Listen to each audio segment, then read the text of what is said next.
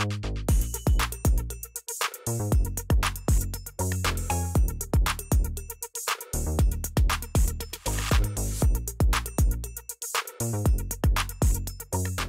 guide de l'auto, une présentation des huiles moteurs Total Énergie et par Anti-Rouille Métropolitain, recommandé par CAA Québec.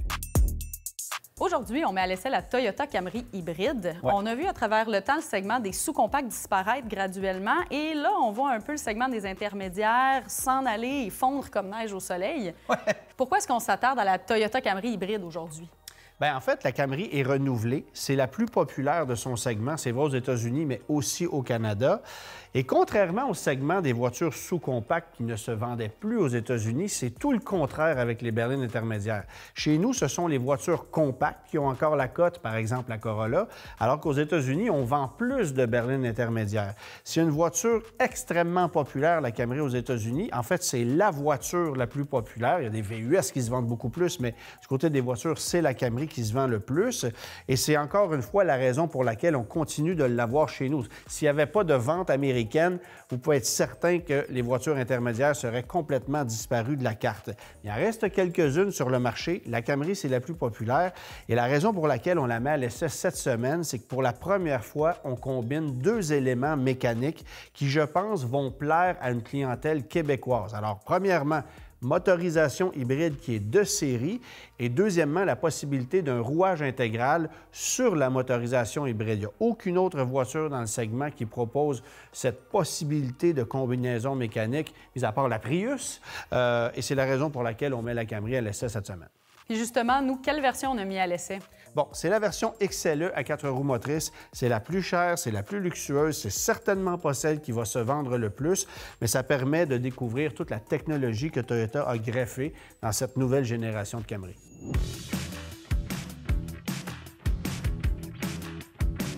Comme vous savez, avec la Camry, on abandonne cette année le 4 cylindres traditionnel 2,5 litres, le moteur du RAV4 par exemple, qu'on retrouvait jusqu'en 2024, et le moteur V6 qui était exclusif à la version TRD. Alors, c'était la dernière voiture à encore offrir un moteur à 6 cylindres. C'est désormais terminé. Ne reste donc au menu que le moteur hybride, une motorisation franchement intéressante qui fait 232 chevaux dans le cas qui nous concerne.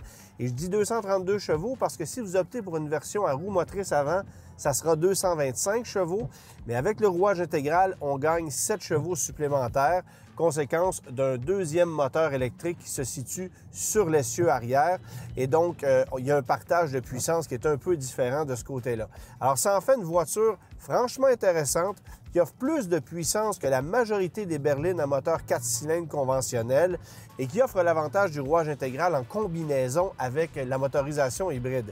Il n'y a pas d'autres véhicules dans le segment qui proposent une telle combinaison, mis à part bien sûr la Toyota Prius, qu'on peut considérer aussi comme une intermédiaire, mais qui va coûter à équipement égal un peu plus cher qu'une Toyota Camry.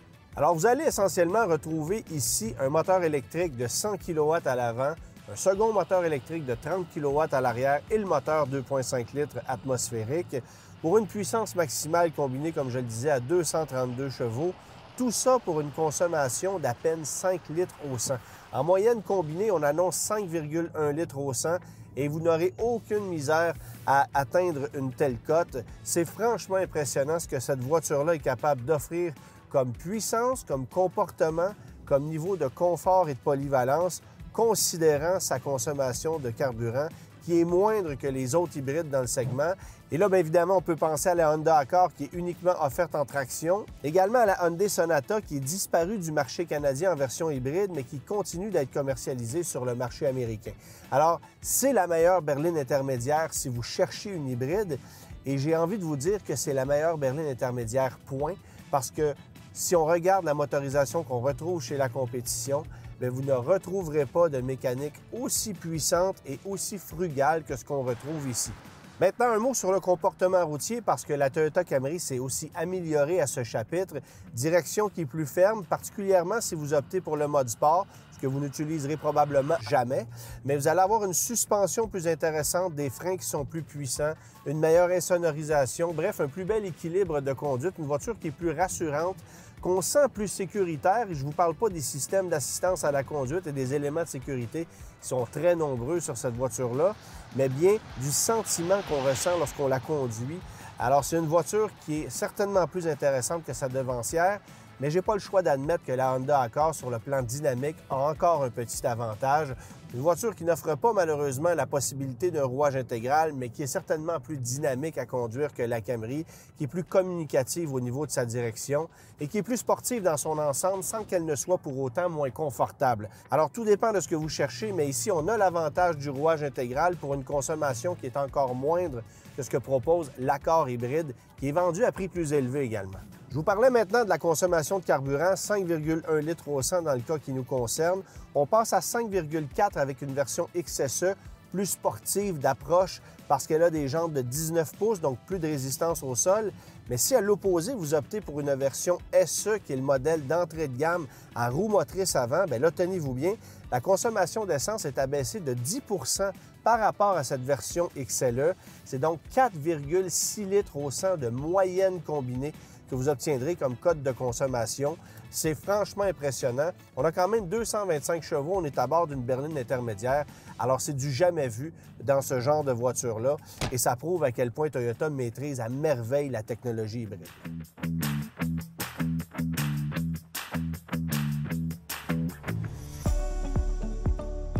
Certaines entreprises de garantie prolongée offrent la possibilité de renouveler votre couverture une fois votre plan initial terminé.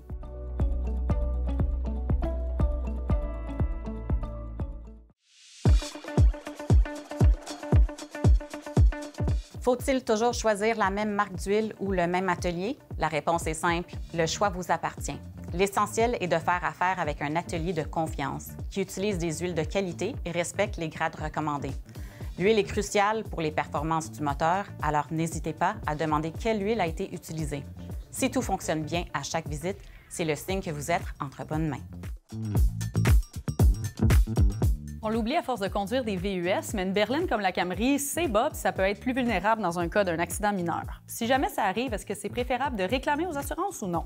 Bon, si on a simplement accroché une petite bordure de béton, ça a donné une égratignure sur le pare-choc, les dommages sont peut-être inférieurs à 1 000 puis à ce moment-là, les experts déconseillent de réclamer pour éviter d'ajouter justement une réclamation au fichier central des sinistres automobiles. La première réclamation ne ferait peut-être pas augmenter la prime, mais si vous aviez la malchance d'en avoir d'autres qui s'accumulent, à ce moment-là, ça pourrait grimper.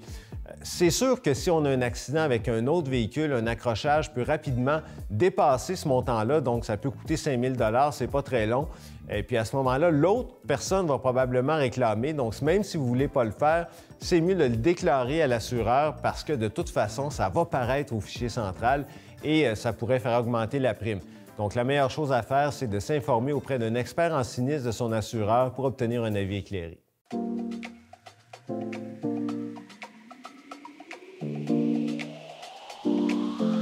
Mathieu, la Camry, c'est une voiture très connue du public. Elle est sur le marché depuis 1983. Elle avait remplacé la Corona à l'époque, évidemment pas celle que tu bois, là.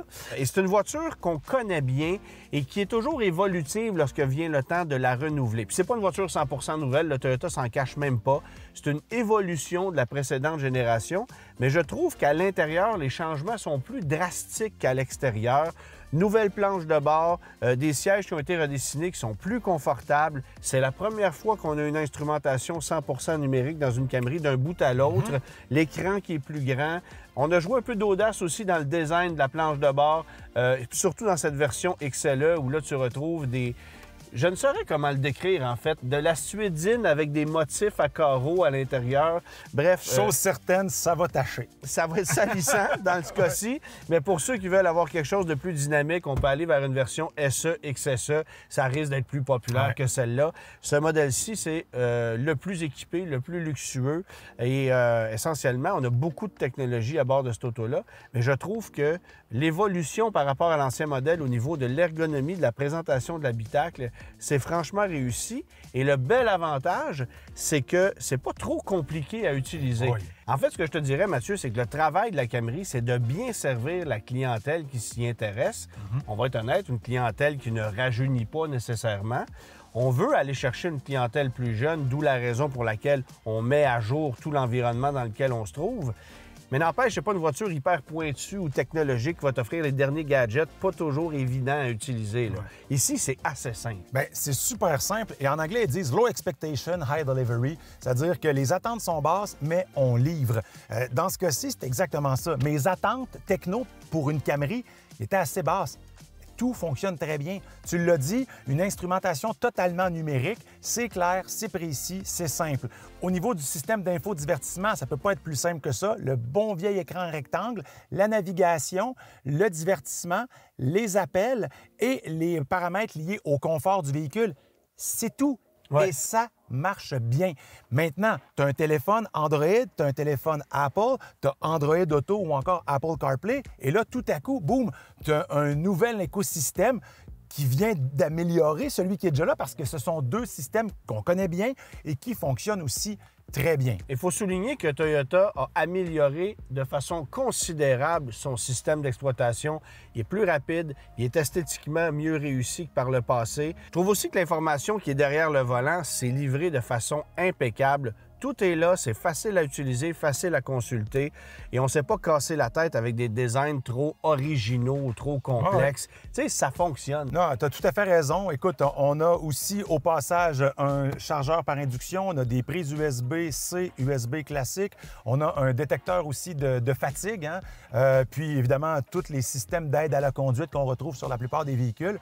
Moi, j'ai pas un mot à dire sur ça. Je sais que je suis pas à bord d'une Tesla, là, mais c'est pas ça à quoi je m'attends non plus. Autre chose, l'application Toyota.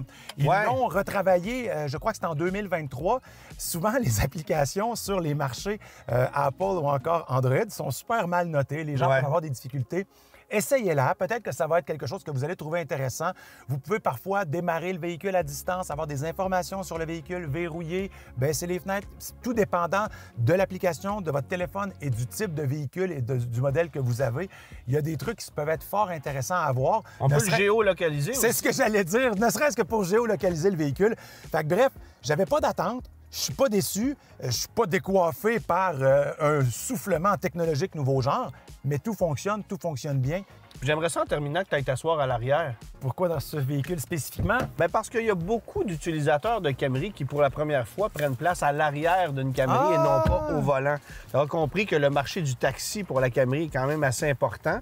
Alors, d'avoir un peu de dégagement à l'arrière, c'est aussi important, peut-être un peu plus que dans d'autres berlines. Oh, c'est peut-être la hauteur, oui. Au niveau j'ai un long tronc, hein? Ça, c'est pas nouveau, là. Bon, dans le sud pour 22 piastres.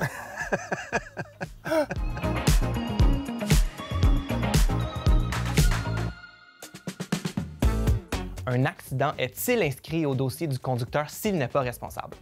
Tous les sinistres des 6 dernières années pour lesquels une indemnité est payée sont enregistrés au fichier central des sinistres automobiles. Ils sont inscrits dans les dossiers des conducteurs impliqués, qu'ils soient responsables ou non. Le dossier précise toutefois le degré de responsabilité des conducteurs.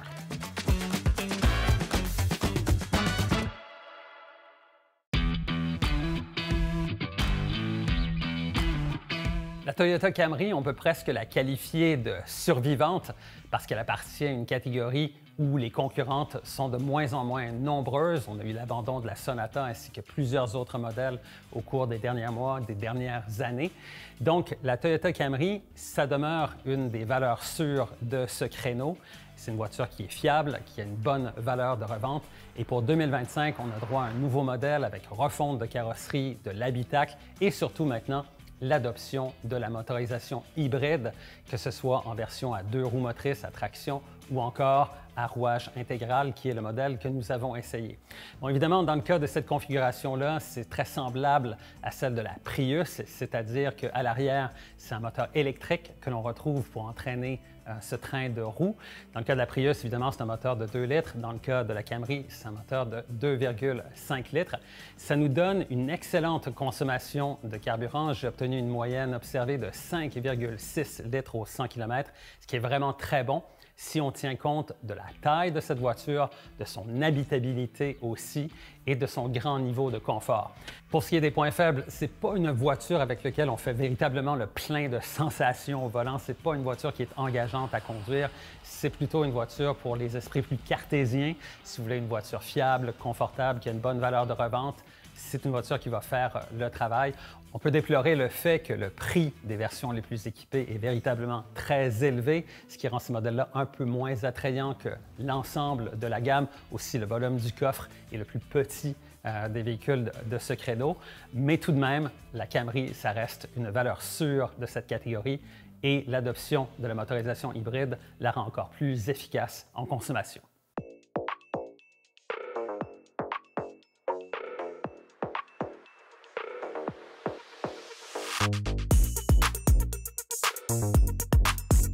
On sait que la Camry domine dans son segment et ça depuis plusieurs années. Est-ce qu'elle a vraiment de la compétition à travers les autres manufacturiers?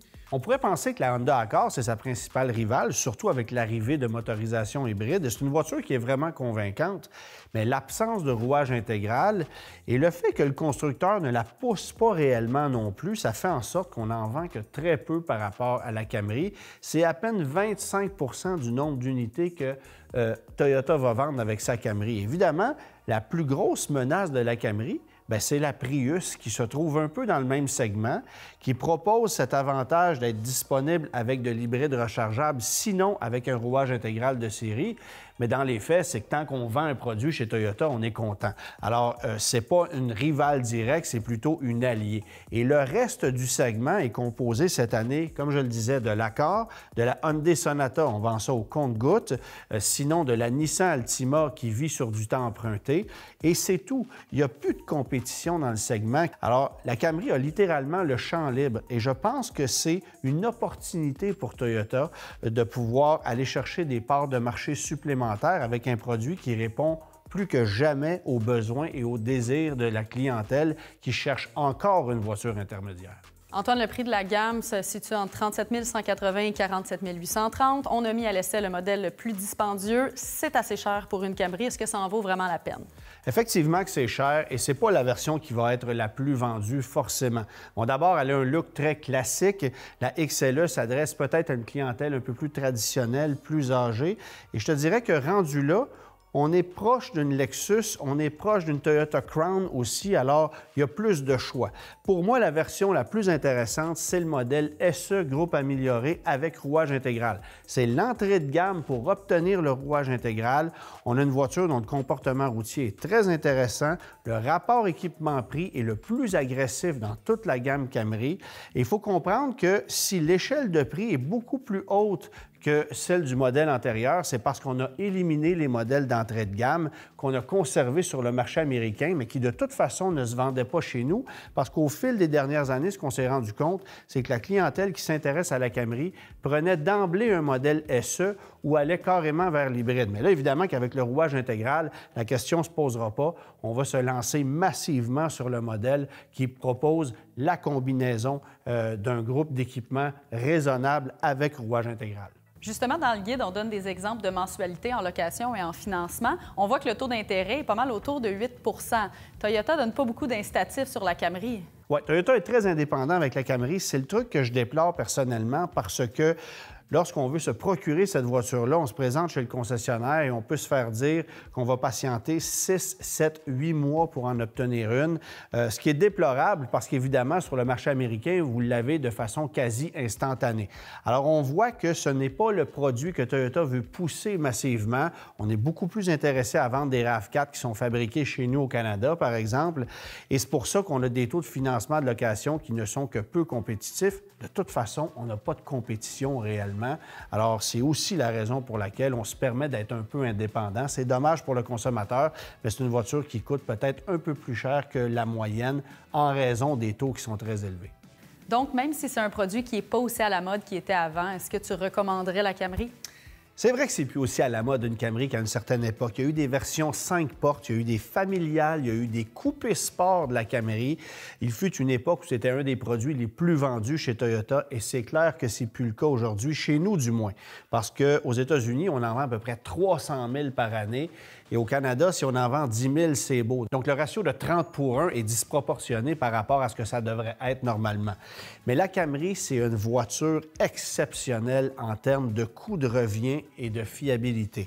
Alors, ça roule à 5-6 litres au 100 selon la façon dont on la conduit. Les coûts d'entretien de possession à long terme sont très faibles. On peut conserver une voiture comme celle-là 10, 15, 20 ans sans se soucier d'avoir de gros problèmes majeurs et la dépréciation est très faible aussi. Alors, est-ce que c'est un bon achat? Absolument. C'est une des voitures les plus intéressantes qu'on puisse se procurer sur le marché si on regarde notre portefeuille à long terme. C'est un achat rationnel, c'est un achat qui est super intéressant. C'est pas le produit le plus passionnel, on s'entend. C'est pas une Audi A4 à conduire, clairement. Mais pour rouler confortablement et avoir une tranquillité d'esprit, il n'existe pas grand-chose de plus convaincant. Et la semaine prochaine, Antoine, on s'est fait une petite compétition en comparant les deux motorisations dans le Ram. Oui, moteur V8, moteur à 6